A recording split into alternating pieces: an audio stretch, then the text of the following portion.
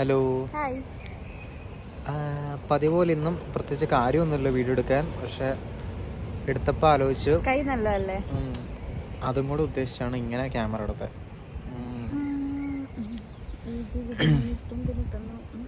അപ്പോൾ ഇന്നത്തെ ടോപ്പിക്ക് ഞാൻ ചെയ്യുന്ന സെയിൽസ് ജോബിനെ ബേസ്ഡാണ്. ഒരു ഇൻട്രൊഡക്ഷൻ തന്നോളൂ. അപ്പോൾ അത് ഞാൻ വർക്ക് ചെയ്യുന്നിടത്തുനിന്ന് കുറേ മല്ലൂസൊക്കെ എന്നെ കണ്ടപ്പോൾ ചോദിച്ചു എങ്ങനെയാണ് ഈ ജോലി പരിപാടി എന്നൊക്കെ. അപ്പോൾ വേണമെങ്കിൽ ഇതും കൂടെ വെബ്സൈറ്റ് ഇതിന്റെ കൂടെ കൊടുക്കാം. അവിടെ ഇപ്പോൾ ഹയറിംഗ് നടക്കുന്നുണ്ട്. അപ്പോൾ first and foremost commission based ആണ്, സാലറി അല്ല. പണിക്കനുസരിച്ച് സെയിലിനനുസരിച്ചാണ് കാശ് കിട്ടുള്ളൂ. അപ്പോൾ അതിൻ്റെ ഒരു അഡ്വാൻറ്റേജും ഡിസഡ്വാൻറ്റേജും ഞാൻ പറയാം. അഡ്വാൻറ്റേജ് ഇസ് ദാറ്റ് ഒരു സെക്യൂരിറ്റി ഉണ്ടാവില്ല ഇൻ ടേംസ് ഓഫ് പേയ്മെൻറ്റ്. ഇപ്പോൾ എനിക്കായാലും ഏറ്റവും കൂടുതൽ പ്രശ്നം തന്നെ പേയ്മെൻ്റ് ഇല്ല, പ്രോപ്പറായിട്ട് പേയ്മെൻ്റ് ഇല്ല. ഇപ്പോൾ എനിക്ക് കഴിഞ്ഞ പ്രാവശ്യമൊക്കെ 100 പൗണ്ട് ആക്കി കിട്ടുള്ളൂ. അതൊന്ന് ആലോചിക്ക്, 1 വീക്ക് അത് മാക്സിമം ആണ് കിട്ടിയത്. അപ്പോൾ അതപ്പോൾ നിനക്ക് ഒരു സെയിലാണോ? ഇല്ലല്ല, ഒരു സെയിലിന് 100 പൗണ്ട് ഒന്നുമല്ല, പോടി. അത് 4-5 സെയിൽ വന്നു. അത് അതൊക്കെ 5 സെയിൽ കിട്ടിയാൽ 100 പൗണ്ട് അല്ലേ? 4 സെയിലൊന്നും ഞാനും ഇടയ്ക്ക് പോയായിരുന്നു. ഇവനെ കണ്ടപ്പോൾ ഞാനും ഒരു 20 പൗണ്ട് കൊടുത്തു. അപ്പോൾ അങ്ങനെയൊക്കെയാണ് പരിപാടി. അപ്പോൾ ഹൗസ് ഓഫ് സെയിൽ എന്നാണ് കമ്പനിയുടെ പേര്. ഷെഫീൽഡ് ബേസ്ഡ് തന്നെ, പക്ഷേ ഈ പറഞ്ഞ പോലെ തന്നെ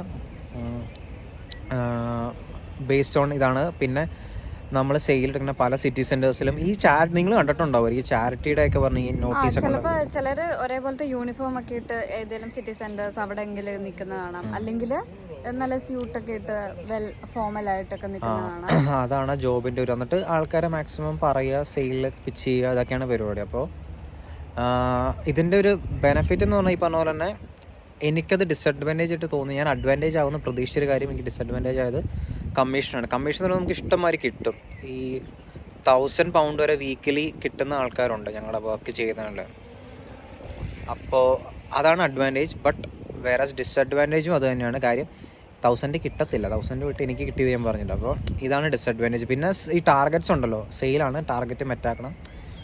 അപ്പോൾ പിന്നെന്താ, നമ്മുടെ കയ്യിൽ നിന്ന് കാശും. ഇപ്പോൾ ഷെഫീൽഡിൽ നിന്ന് ഇപ്പോൾ ലിങ്കൺ എന്ന് പറഞ്ഞ സ്ഥലത്തേക്ക് ആയിരിക്കും ചിലപ്പോൾ സെയിൽ പോകണം. അപ്പോൾ എല്ലാ ദിവസം നമ്മൾ പോയി വരണം, ട്രെയിൻ അല്ലെങ്കിൽ ഹേർഡിൽസ്ഫീൽഡ്, ലീഡ്സ്.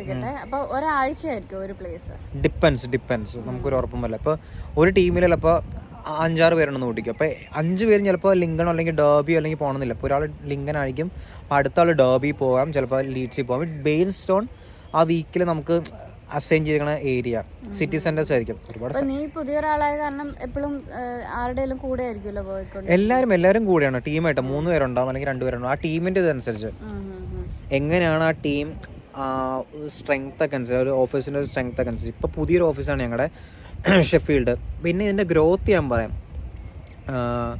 ഈ പറഞ്ഞ മാനേജർ അടക്കം അവിടെ വർക്ക് ചെയ്യുന്ന എല്ലാവരും സ്റ്റാർട്ട് ചെയ്ത് ഇങ്ങനത്തെ റോളാണ്. ഈ റോൾ ഞാനിപ്പോൾ വർക്ക് ചെയ്യുന്ന റോളിലാണ് സ്റ്റാർട്ട് ചെയ്തത്. അപ്പോൾ അതിൻ്റെ അഡ്വാൻറ്റേജ് ഗ്രോത്ത്. അതായത് നമ്മൾ ഇത്ര സെയിൽ ഒരു 3 കുഴപ്പമില്ല.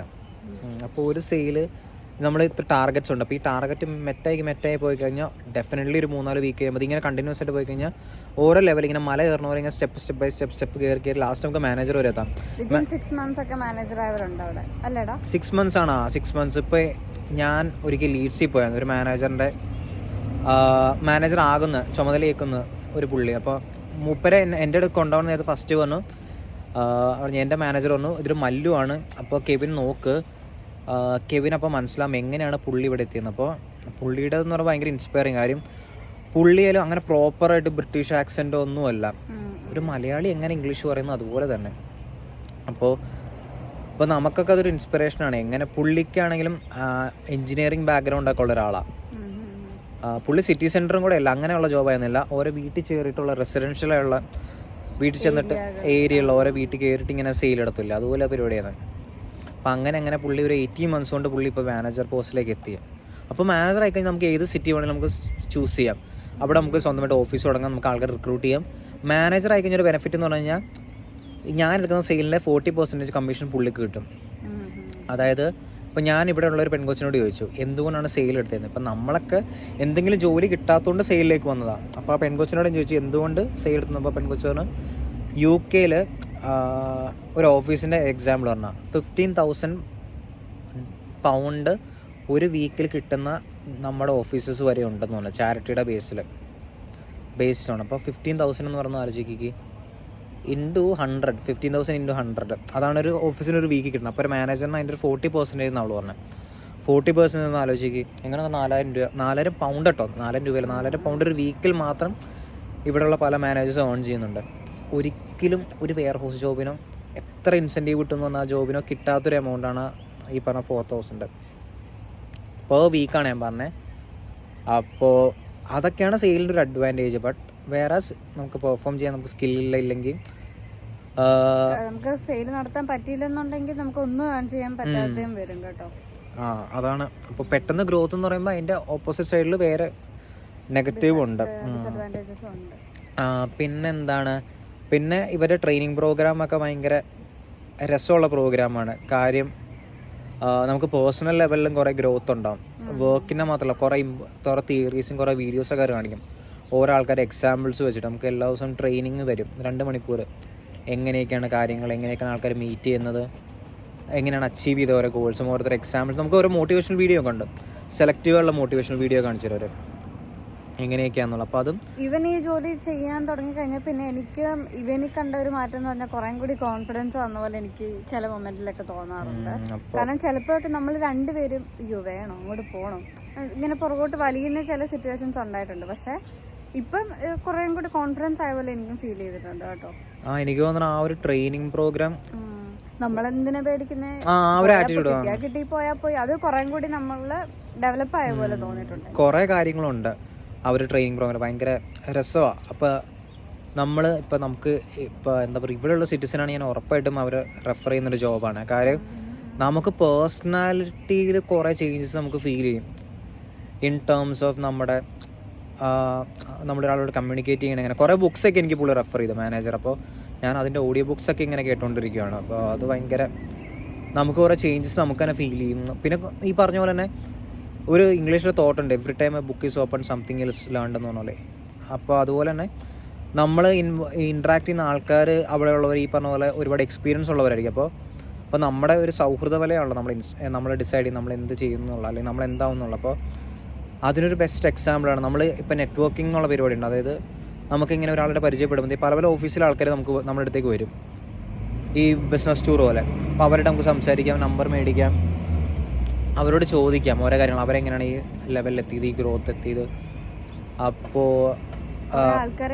ഒത്തിരി ആൾക്കാരെ നമുക്ക് മീറ്റ് ചെയ്യാൻ പറ്റും. പിന്നെ പ്രശ്നം വെച്ച് കഴിഞ്ഞാൽ ഇംഗ്ലീഷ് അറിയണം, ഇവിടെയുള്ള സിറ്റിസൺസ് ആയിരിക്കും മോസ്റ്റ്ലി. അവരോട് സംസാരിക്കണമെങ്കിൽ ഈ ആ ഒരു ലെവലിൽ കമ്മ്യൂണിക്കേഷൻ വേണ്ടി വരും. അവരെ പിടിച്ചു നിർത്താനും കൂടെ ഉള്ള ഒരു മിക്കവരും ഇപ്പം നമ്മൾ തന്നെ ഒന്ന് ഓർക്കണം, നമ്മുടെ അടുത്തോട്ട് ഇതേപോലെ ഒരാൾ വരുമ്പോഴത്തേക്കും മാക്സിമം മൈൻഡ് ചെയ്ത് ഇഗ്നോർ ചെയ്ത് പോവുക എന്നുള്ള ഇതാണ് നമ്മൾ നോക്കുന്നത്. അപ്പം നമ്മളെ പിടിച്ചു നിർത്താൻ ആ ഒരു സ്കില്ല് വേണം. അതാണ്, തൊലിക്കെട്ടി വേണം, അല്ലെങ്കിൽ പാടാം. ഷൈ ഒക്കെ ആയി കഴിഞ്ഞാൽ ഭയങ്കര പാടാം. എനിക്ക് ഏറ്റവും വലിയ പ്രശ്നം അത് ഷൈയോ. പിന്നെ എത്ര പേര് ഇഗ്നോർ ചെയ്ത് പോയാലും ഇഗ്നോറൻസ് നമുക്ക് പ്രശ്നമില്ല, പക്ഷെ അൾട്ടിമേറ്റ്ലി നമുക്ക് ടാർഗറ്റ് മെറ്റാക്കണമല്ലോ. അത് നമ്മളെ ഡെസ്പായിട്ട് പോയാലും എനിക്കങ്ങനെ ഡെസ്പ് ഒന്നും ആവാറില്ല. കാര്യം അത് എന്തുട്ടാ പറയാ, അത് അങ്ങനെ വലിയ പ്രശ്നവും ഇല്ല. സോഫ അടുത്തേ പിടിക്കാന്നുള്ള ആറ്റിറ്റ്യൂഡാണ്. അപ്പോൾ പിന്നെ കുറേ ടെക്നിക്കൽ ഇഷ്യൂസ് ഒക്കെ വരും. നമ്മളിത് സൈനപ്പ് ചെയ്യുമ്പോൾ എന്തെങ്കിലും പ്രശ്നം വരും, വള്ളി വരും. അപ്പോൾ ഡിപ്പെൻസ്, നമുക്ക് മെറ്റാക്കാണ്ടിരിക്കാം, മെറ്റാവാതിരിക്കാം ടാർഗറ്റ്. അപ്പോൾ കുറേ പ്രശ്നങ്ങളുണ്ട്. പിന്നെ എന്താ പറയുക, ഇപ്പോൾ നമ്മൾ ചിലവാണ്, നമ്മൾ ട്രാവൽ ചെയ്യണം, നമ്മൾ ഫുഡിൻ്റെ എക്സ്പെൻസ് ഒക്കെ നമ്മൾ തന്നെ പെയർ ചെയ്യണം. അപ്പോൾ താല്പര്യമുള്ളവരുണ്ടെങ്കിൽ ധൈര്യമായിട്ട് ട്രൈ ചെയ്യാം. ഹൗസ് ഓഫ് സെയിൽസ് എന്ന് പറഞ്ഞാണ് കമ്പനിയുടെ പേര്. വെബ്സൈറ്റ് ഉണ്ട്, ഹൗസ് ഓഫ് സെയിൽസ് ഷെഫീൽഡ്. ഇപ്പോൾ എനിക്ക് തോന്നുന്ന വെബ്സൈറ്റ് ക്രാഷ് ആയിട്ടിരിക്കുക അവരെ. പക്ഷെ ഒന്ന് നിങ്ങൾ ട്രൈ ചെയ്ത് നോക്ക്, ഉറപ്പായിട്ടും. House of sales Sheffield first ഷെഫീൽഡും വരും. എന്നിട്ട് കരിയേഴ്സ് എടുക്കുക, എന്നിട്ട് ബ്രാൻഡ് അംബാസിഡർ എന്നാണ് ആ റോളിൻ്റെ പേര്. ചുമ്മാ അപ്ലൈ ചെയ്താൽ ഡെഫിനറ്റ്ലി അവർ വിളിക്കാൻ സാധ്യതയുണ്ട്. കാര്യം അവർ ഹയർ ചെയ്യേണ്ടെന്നാണ് ഞാൻ മെസ്സേജ് അയച്ചപ്പോൾ പറഞ്ഞത്. 3 റൗണ്ട് ഓഫ് ഇന്റർവ്യൂ ഉണ്ടാവും. പിന്നെ നേരിട്ട് അവിടെ പോകണം അല്ലേ? അവിടെ അത് പറഞ്ഞു തരും എങ്ങനെയാണ് ഇതിൻ്റെ ടാക്സ് ഒക്കെ വ്യത്യാസമുണ്ട്. നമ്മളെ നോർമലി NI അങ്ങനെ പരിപാടിയല്ല, ഡിഫറെൻ്റ് ആണ് അതിൻ്റെ ടാക്സ് പിടിക്കുന്നതൊക്കെ. അപ്പോൾ അതൊക്കെ അവർ പറഞ്ഞു തരും എങ്ങനെയാണ് പരിപാടി എന്നൊക്കെ. അപ്പോൾ അത്രേ ഉള്ളൂ. അപ്പോൾ ജസ്റ്റ് നോക്കുക, ഹൗസ് ഓഫ് സെയിൽ ഷെഫീൽഡ് അങ്ങനെ അടിക്കുമ്പോൾ വെബ്സൈറ്റ് കിട്ടും. വെബ്സൈറ്റ് നമുക്ക് കരിയേഴ്സ് ഓപ്ഷനിൽ താഴെ അപ്ലൈ ചെയ്യാം, ഈസിയാണ്. അവരെന്തായാലും വിളിക്കും, ബിക്കോസ് ഇപ്പോൾ റിക്രൂട്ടിംഗ് ഉണ്ട്, ഞാൻ കാണുന്നുണ്ട് ഇൻ്റർവ്യൂസൊക്കെ എടുക്കുന്നത്. നിങ്ങൾക്ക് സെയിൽസ് ഇൻട്രസ്റ്റ് ഉണ്ടെങ്കിൽ, നിങ്ങൾക്ക് കോൺഫിഡൻ്റ് ആണെങ്കിൽ ഡെഫിനറ്റ്ലി ട്രൈ ചെയ്യുന്നൊരു ഓപ്ഷനാണ്. അത്രേ ഉള്ളൂ. Bye bye bye.